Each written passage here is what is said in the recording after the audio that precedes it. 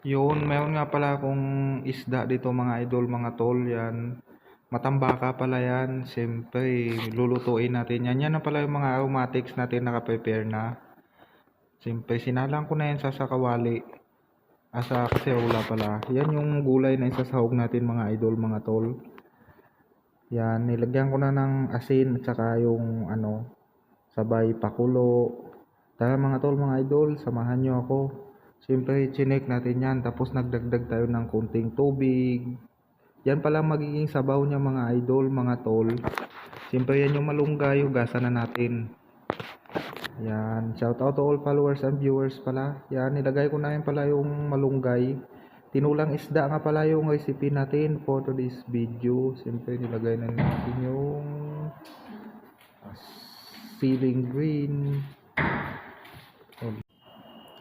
Nilagay ko na din pala mga idol, mga tol, yung magic sarap. Siyempre, sabay kulo na yan. Dito nga pala ako nagluto sa gasol namin mga tol, mga idol, sa malaking gasol. Siyempre, sinaing natin yan.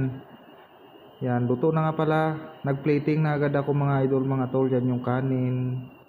Tapos, siyempre, may saging ako dyan, 2 peraso. Hanggang dito na lang. Thank you for watching. Bye-bye.